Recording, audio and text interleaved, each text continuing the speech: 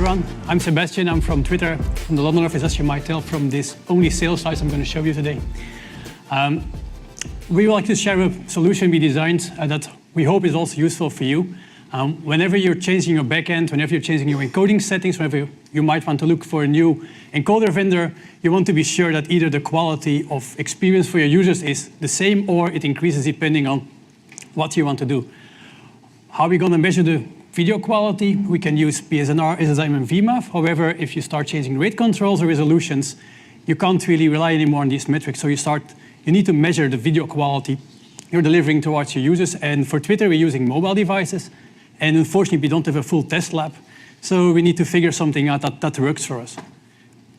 So we first took the simple approach of just doing mean opinion score, which we found out didn't really work. We did the double stimulus mean opinion score, which is slightly better, also not good enough for us. And then eventually we designed the adaptive paired comparison, which we would like to show more in depth with you later on today.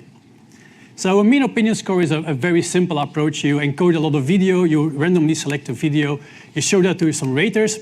These are not video engineers. You tell them that 1 is a very low quality, 5 is a very high quality, and they can just judge the video according to their taste. At the end of the test, you just average all the ratings, and you have the mean opinion of all your users, of your raters at least. And this is a very easy method. There's not a lot of complexity involved there. However, as you can see from the tests we've done in office environment on mobile devices, where we encoded low and medium quality content, we see that the low quality content is indeed evaluated as lower quality than the medium quality content, but we can see that at the height of the bars.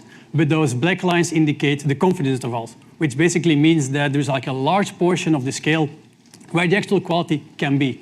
So this is not really interesting for fine-tuning your encoding settings. It's really interesting if you really want to guarantee that between your changes, the quality is not going to regress.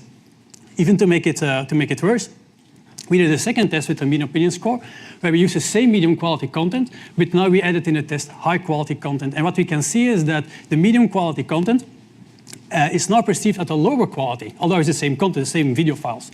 And even worse, the confidence intervals are not even overlapping. So we have no idea over time, if we were to redo a test, whether or not the results of the past can be reinterpreted. So it's very hard to check regression. It's very hard to actually measure the video quality very accurately. So we've got inaccurate results. They are also not reliable between tests.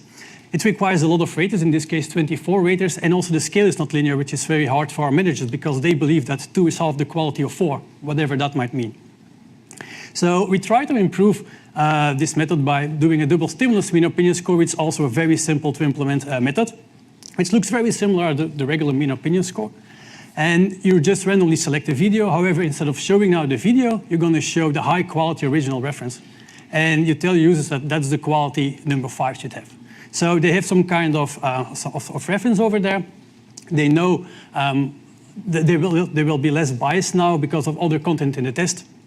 And afterwards, you're going to show the video that is impaired you would like to rate, and they're going to just rate the second video, and again, you're going to average all the data from your test. So we did another test with, again, low and medium quality content, and a second test with medium and high quality content. And what we can see right now is that also for a double stimulus mean opinion score, we still have large confidence intervals, so it's really unsure where the actual quality is.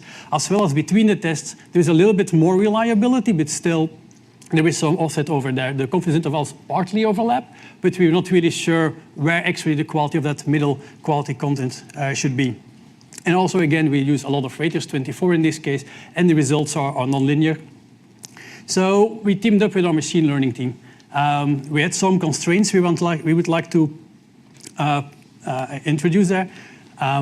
So we want to use a paired comparison, which makes it easier for the raters. They don't have to quantify the quality, they can just say which one looks better.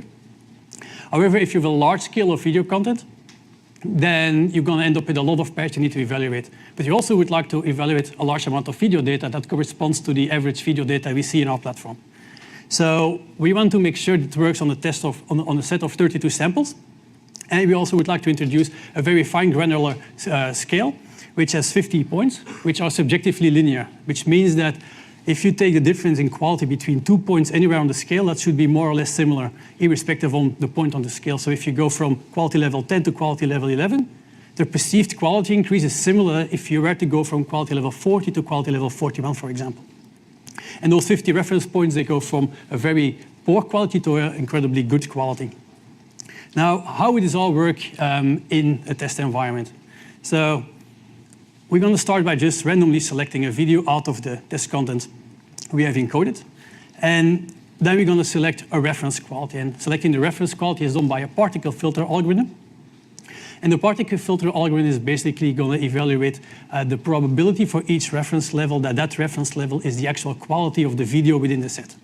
So if you know the probability that a given reference level would be the quality, then you also can evaluate what would be the information gain if you were to select a different reference quality for your next pair. So if you continue to do so, you'll learn more and more data points over time, and you actually converge into the area where the actual quality of your video, of your test set is basically on your quality scale.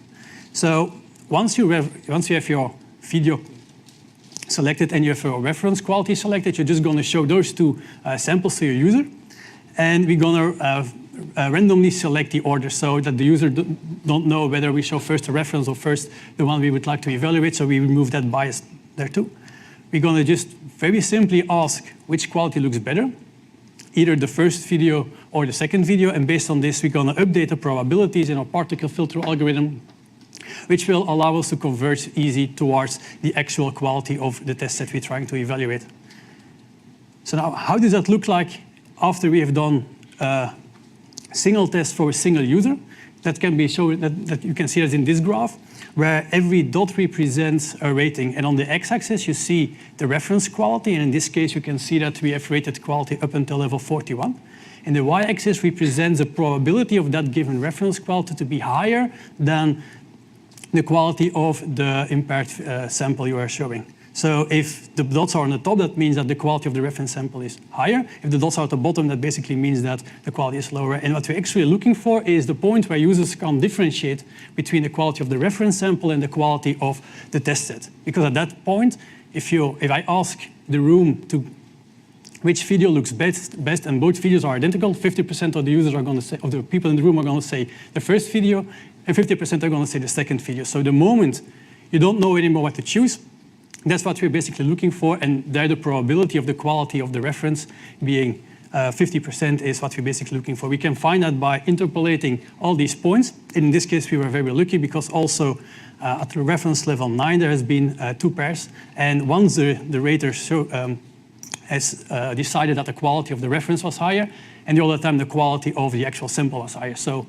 that nicely points us towards level 10. If you now average all those ratings for all the raters for a given test set, we can now know the actual quality. And that brings us to another experiment. And again, we used low quality content and medium quality content in one test. In a second test, we used the same medium quality content and high quality content. And what we can immediately see over here is that the confidence interval are much lower. So that means we have a much finer granularity on what actually the quality is. And as well as you can see that between both tests, although we use different content in the same test, the medium quality content is again rated at the same quality, and the confidence intervals are completely overlapping. So if you now were to make a decision on our backend based on new encoding settings or a new encoder, for example, we can exactly track whether the quality stays the same or that the improved quality we're looking for is actually going to, or if the quality gains we're looking for are actually going to be seen by our users.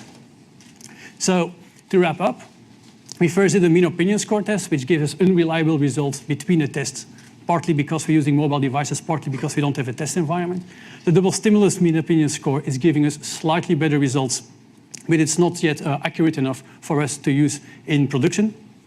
And then the adaptive pair comparison, the approach we're using, is giving us very accurate results over time. And we are confident we can map these on a quality scale, which we can use over time for other tests, and we can relate to track regression or quality improvements. So we have done this on mobile devices. We are also sharing this in a blog post, so feel free to check the blog post and the paper with more technical details. We hope that you can use this also in non-mobile environments, for example, head-mounted displays, HDR televisions, OTT streaming, and other environments. Thank you very much.